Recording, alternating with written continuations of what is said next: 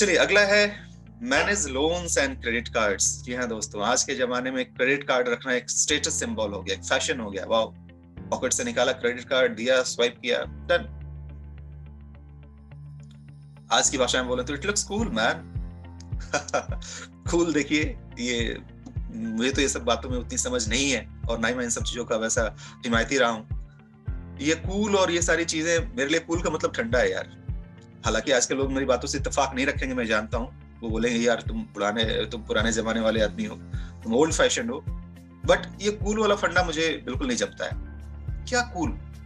आप credit card रख रहे हैं, क्रेडिट का मतलब क्या होता है? आप लोन ले रहे हैं, उधार ले रहे हैं, और उधार लेकर के आप शो ऑफ कर रहे हैं। What does it mean?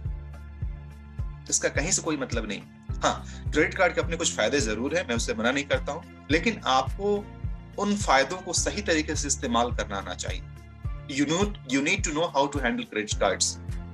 अगर आप इसको सही तरीके से हैंडल करना जानते हैं, आप अपने इनकम को जानते हैं कि आपकी इनकम कितनी है, अगर आप ये जानते हैं कि उसमें खर्च आपको कितना करना है, किस हद तक करना है, कब करना है, कैसे करना है, और लिटरली आप सेल्फ डिसिप्लिन हैं।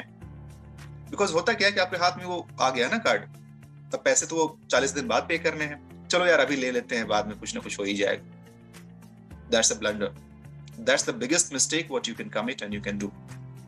आपकी जितनी इनकम है उस इनकम के बेसिस पे ही आप उसको लीजिए। अगर उसके बेसिस पे आप ले रहे हैं तो मुझे नहीं लगता है कि फिर उसकी जरूरत भी पड़ेगी। आपके खर्चे वैसे ही हैं जितनी आपकी इनकम को बढ़ाइए ना, इनकम के सोर्सेस को और इंक्लूड कीजिए, अलग अलग तरीके निकालिए जिसके कारण से आपका इनकम बढ़े। आज के रेट में एक इनकम से किसी का काम नहीं चलने वाला है।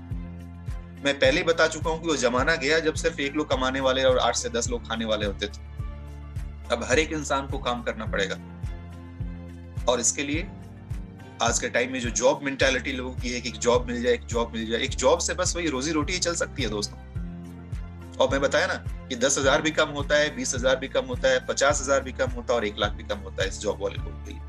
सो जॉब के साथ साथ आप जॉब कीजिए, मैं जॉब से मना नहीं कर रहा हूँ, लेकिन जॉब के साथ साथ आपके पास इनकम का 1, 2, 3 दूसरे भी अदर अल्टरनेटिव सोर्सेज होने चाहिए जहां से आपके पास पैसिव इनकम आता रहे।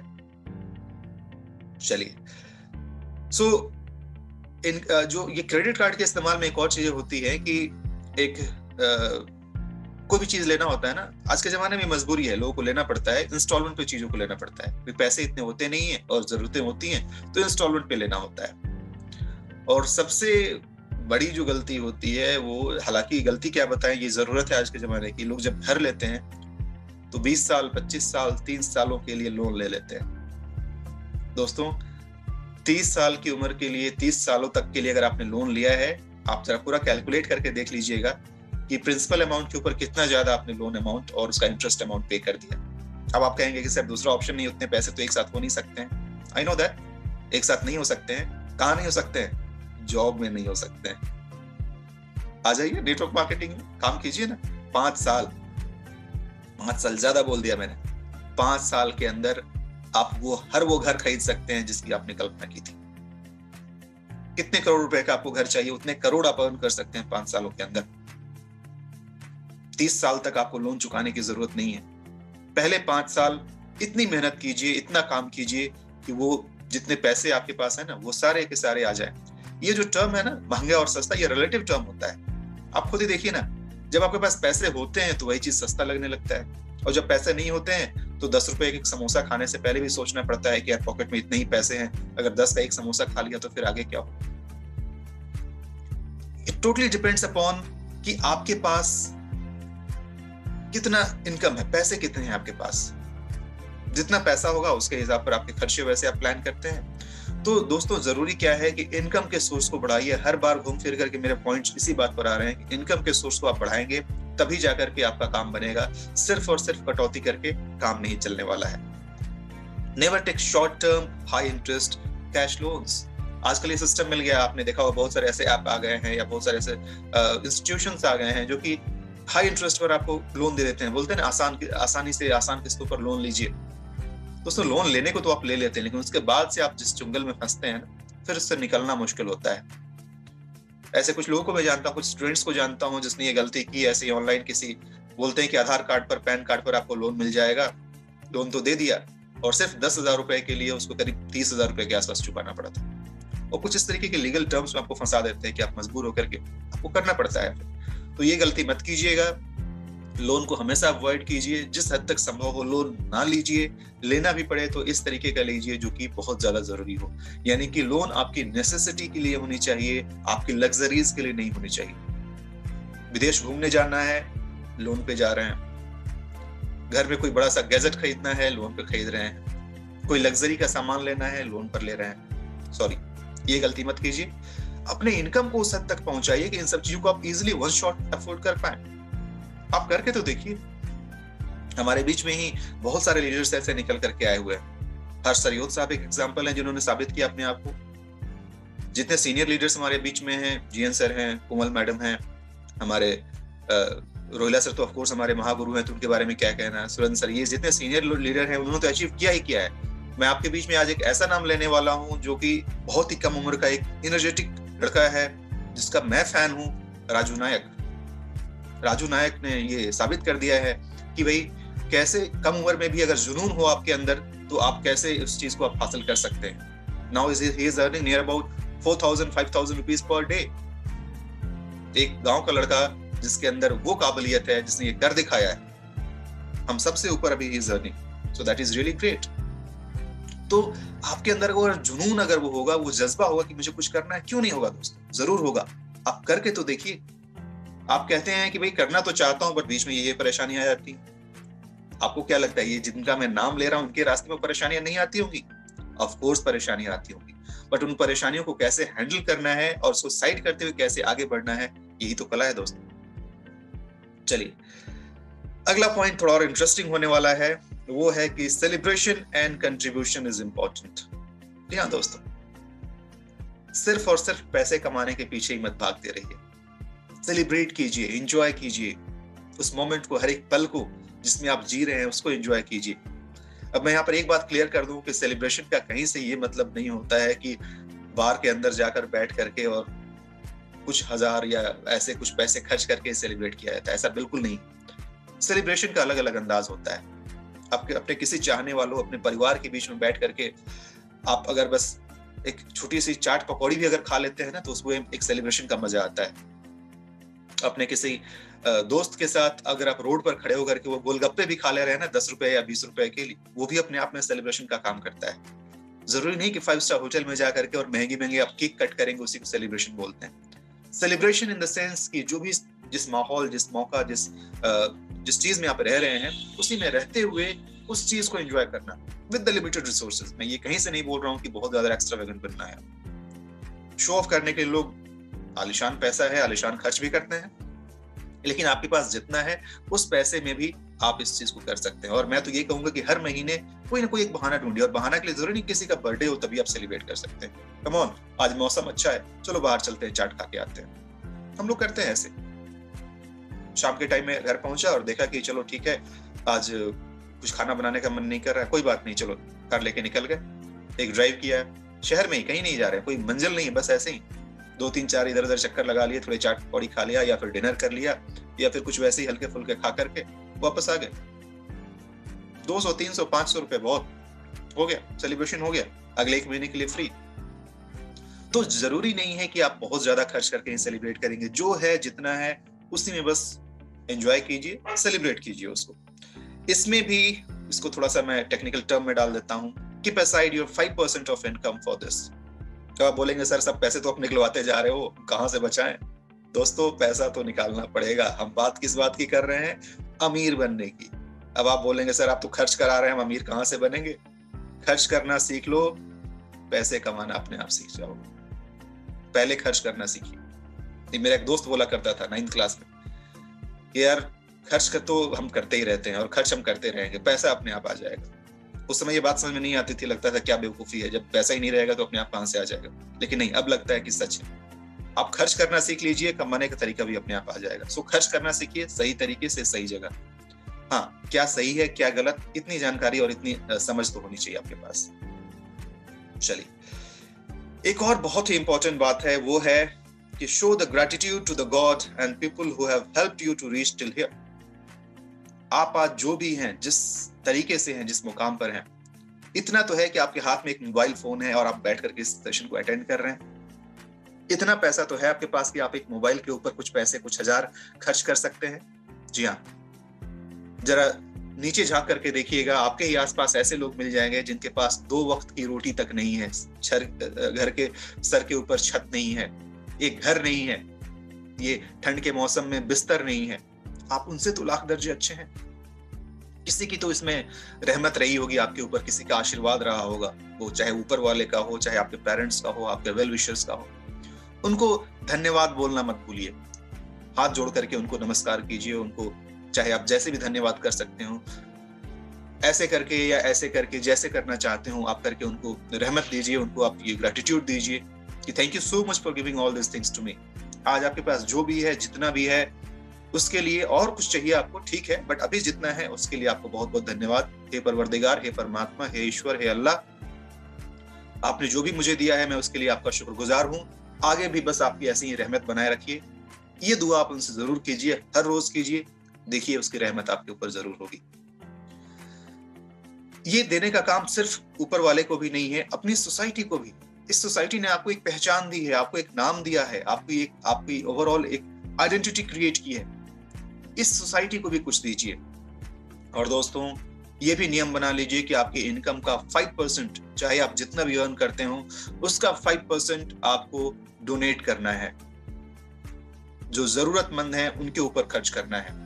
हाँ, मैं मानता हूं कि आज के समय में ऐसे बहुत सारे लोग आ गए हैं, ऐसे इंस्टीट्यूशंस आ गए हैं जो इसका गलत फायदा उठाते हैं, तो वो थोड़ा सा आपको जुडिशियसली इसको देखना पड़ेगा और ऐसे जगह पे खर्च कीजिए, ऐसे जगह पे डोनेट कीजिए जो रियली नीडी हैं। किसी ऑर्गेनाइजेशन को देने के बजाय अच्छा होगा कि आप उन लोगों को जिनको आप जान रहे हैं, देख रहे हैं, उनको आप दीजिए। मैं पहले करता था कि मैं ऑर्गेनाइजेशन से जुड़ा हुआ था और हर महीने 1,500, 2,000 या जैसे हो पाता था मैं डोनेट कर देता था। लेकिन फिर बाद में मुझे पता चला कि इसका मिसयूज हो रहा है, तो अब मैं वहीं पे करता हूँ जहां पर मैं देखता हूँ कि हाँ, यहाँ देने की जरूरत है और वहां पे मैं खुद से दे देता हूँ। हाल फिलहाल में जब ये चला था, जब लॉकडाउन का दौर चला था, तो एक ऑर्गेनाइजेशन है, उसने बहुत अच्छा काम किया था कि वो फूड पैकेट्स डिस्ट्रीब्यूट करता था। और ऑफ कोर्स उस दौरान जा करके देना संभव नहीं था, तो वो लोग क्या करते थे, लिटरली आपके नाम से आपका स्टिकर लगा करके खाने के पैकेट पर और उसको डिलीवर करते थे, उसका फोटो लेकर के आपके पास सेंड करते थे कि हाँ, जिस बंदे को मैंने ये खाने का पैकेट दिया, आपकी मर्जी आप कितने पैकेट देना चाहें। तो उसमें मैंने कंट्रीब्यूट किया, मेरे पास वो पिक्चर्स भी आए और मुझे अच्छा लगा कि चलो ठीक है, आई डिड समथिंग। तो ऐसे ऐसे छोटे छोटे जितने भी काम हो सकते हैं जो आपके बजट के अंदर है, और बजट की तो यहाँ बात ही नहीं हो रही, यहाँ पे 5% की बात हो रही है। चाहे आप 10,000 कमा रहे हो, चाहे 50,000 कमा रहे हो, चाहे 1 लाख कमा रहे हो, तो उसमें से ये 5% आप इसके लिए भी रखिए, ताकि मैं आपको बताऊं, जब एक बहुत ही गाढ़ा समय आता है ना, उस गाढ़े समय में यही सब कमाई काम आती है। उस समय आपका बैंक बैलेंस शायद काम नहीं आते हैं, उस समय लोगों की दुआएं और वेल विशेस, गुड विशेस ही काम आती हैं। तो दोस्तों, ये था आज का मेरा सेशन जिसमें मैंने आपको बताया कि किस तरीके से आप अमीर बन सकते हैं। इस सेशन को अंत करूंगा एक छोटे से कहानी के साथ। कहानी कुछ इस तरीके से है, ये रियल स्टोरी नहीं है, ये एक मैथोलॉजिकल स्टोरी है, बट फिर भी काफी मीनिंगफुल है, इसलिए मैं आप लोगों के बीच में रखना चाहता हूँ। बात है कि किसी गांव में वहां के एक कुछ अच्छे, जो बोलते हैं ना, ठाकुर या फिर जो वहां के जमींदार, एक जमींदार थे और ऑलमोस्ट बहुत अच्छी सिचुएशन थी उस गांव में उनकी। पेड़ पौधे, तालाब, ये सारी चीजें जो पहले लोग इसको परधर्म का काम मानते थे, लोग बोलते थे कि हाँ, ये सब काम करना चाहिए, वो सब कुछ करते रहते थे वो, और मतलब कि लोक सेवा के लिए काम करते रहते थे और अच्छे खासी संपत्ति वाले इंसान थे। सब कुछ ठीक ठाक चल रहा था, बट बोलते हैं कि समय का पलड़ा कब कैसे पलट जाए कोई नहीं जानता। कुछ ऐसी परेशानियां आई, कुछ ऐसी विपत्ति आई कि धीरे धीरे इनकी सारी संपत्ति खत्म होने लगी और ऑलमोस्ट ये कंगाल हो गए। 2 वक्त की खाने के लाले पड़ने लगे। अब विधि का विधान है, कर नहीं सकते, होता है, राजा को रंग और रंग को राजा बनते हुए देखा है इस दुनिया में। उनके साथ भी वैसा समय, बुरा दौर चल रहा था। उस दौरान हुआ क्या कि पास के जो वहां के उस जो रियासत के जो राजा थे, उन्होंने एक अनाउंसमेंट किया कि मेरे पास एक ऐसा जादुई आईना है कि इस जादुई आईने के सामने जो भी आएगा, उसने अपनी जिंदगी में जो जो पुण्य किए हैं वो सारे पुण्य नजर आने लगेंगे और वो इंसान उस पुण्य को मुझे बेच सकता है, मैं उसके बदले में उसको पैसे दूंगा। उड़ते उड़ते ये खबर इन तक भी पहुंची, तो इनकी वाइफ ने इनसे कहा कि देखिए, अपने जीवन में तो इतने सारे पुण्य के काम किए हैं आपने, ये सारे काम आपने जो किए, तो आपके पास भी तो बहुत सारे पुण्य होंगे, आज इस समय में हो सकता है इसी का फायदा मिल जाए, कुछ पैसे मिल जाए जिसके कारण से जिंदगी हमारी थोड़ी ठीक हो जाए। तो आप ऐसा कीजिए, आप जाइए और जा करके कुछ पुण्य बेच करके पैसे लेकर के आइए। अब ये चाहते तो नहीं थे जो जमींदार थे, क्योंकि अब जमींदार तो रह नहीं गए थे, अब तो बहुत बुरी हालत हो गई थी। तो इन्होंने कहा कि नहीं चाहते हुए भी, चूंकि अब स्थिति खराब हो गई थी, तो बोले चलो ठीक है, चलता हूँ, जाता हूँ। तो वाइफ ने क्या किया कि दूर का सफर है, पहले तो बस पैदल ही जाना होता था, तो दूर का सफर है, खाने के लिए, रास्ते के लिए कुछ जलपान में आपके लिए पैक कर देती हूँ। तो जलपान के नाम पर गुड़ और रोटी, एक रोटी, कुछ रोटी बना करके उनको दे दिया, 2 रोटी दे दिए और गुड़ दे दिया। ये गए, चलते गए चलते गए चलते गए, जो दोपहर हुई, कहीं एक कुआं नजर आया, उस कुएं के पास जाकर के वो बैठे, पानी निकाला और खाने के लिए बैठे। जैसे ही खाने के लिए बैठते हैं कि एक कुत्ता आकर के उनके पास आके बैठ जाता है और निरीह आंखों से बस उनकी तरफ ऐसे करके देखने लगता है। कुत्ते बड़े संयमी होते हैं, आपने देखा होगा, आप कुत्ते को जब तक देंगे ही खाने को ना, वो झपट्टा मार के कभी नहीं खाते हैं, छीन के नहीं खाते हैं। आप बैठ के देखते रहेंगे तब तक जब तक आप अपने हाथों से उनके सामने रख ना दें। इनको दया आ गई उस कुत्ते के ऊपर, 2 ही रोटी थी, 1 रोटी खुद खाई और 1 रोटी उस कुत्ते को खिला दी, और इस तरीके से पानी पी के, गुड़ खा के वहां से आगे चल दिए। गए, शाम तक शहर में पहुंच गए, जहां तक राजा के पास जाना था, दरबार में जहां जाना था वहां गए। और जाने के बाद ये प्रोसेस हुआ, उनको आईने के सामने लाया गया, वो आईने के सामने खड़े हुए, तो देख क्या रहे हैं कि अरे ये आईना तो बिल्कुल खाली है, इसमें कोई भी पुण्य मेरा नजर नहीं आ रहा है जो पुण्य मैंने अभी तक किए हैं। अभी ये घबरा जाते हैं, बोलते नहीं, इट्स नॉट पॉसिबल, इम्पॉसिबल है, मैंने इतने सारे काम किए हैं, इतने पेड़ पौधे लगवाए, इतने बागीचे बनवाए, इतने हमने तालाब लगवाए, आश्रम बनवाया, सब कुछ बनवाया, और यहाँ तो कुछ भी नजर नहीं आ रहा है। कुछ गलत है, आपका ये जो मिरर है यही खराब है, ये सही से काम नहीं कर रहा है। लेकिन अभी ऐसे मिरर का पन्ना, अगर आप आज के डेट में मोबाइल फोन अगर समझ ले, तो ऐसे स्लाइड शो अगर चल ही रहा था, अभी सारे pages blank blank blank blank आ रहे थे। उसी में एक सीन और आता है जिसमें वो किनारे के, वो कुएं के किनारे बैठ करके और उस कुत्ते को वो रोटी खिला रहे हैं, वो सीन एक आता है।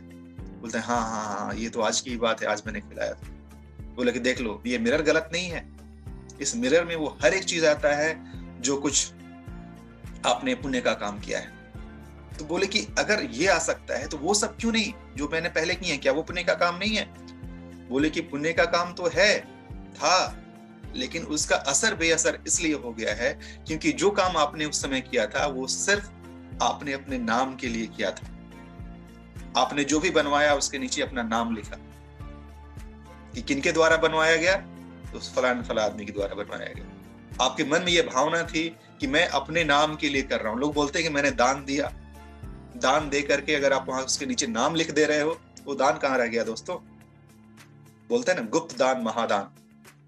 गुप्त दान कीजिए, खुद के सेटिस्फैक्शन के लिए कीजिए, ना कि दुनिया को दिखाने के लिए। दुनिया को दिखाने के लिए तो बहुत सारे लोग पड़े हुए हैं जिनका काम ही होता है कि सिर्फ और सिर्फ नाम कमाना। एक फोटो में कहीं आया था, व्हाट्सएप में वायरल हुआ था, एक हॉस्पिटल में एक पेशेंट है, उसको 4 लोग मिलकर के एक केला डोनेट कर रहे हैं और उसको 4 लोग 4 तरफ से हाथ से पकड़ करके उस पेशेंट को दे रहे हैं और फोटो खिंचा रहे हैं। मकसद यहाँ पर वो केला देना और फ्रूट देना नहीं है, वहां पर मकसद है लाइमलाइट में आना कि हाँ जी मैं डोनेट कर रहा हूँ, हॉस्पिटल में पेशेंट्स को मैं खाना खिला रहा हूँ। वो पिक्चर लेना और पिक्चर लेकर के दुनिया को दिखाना।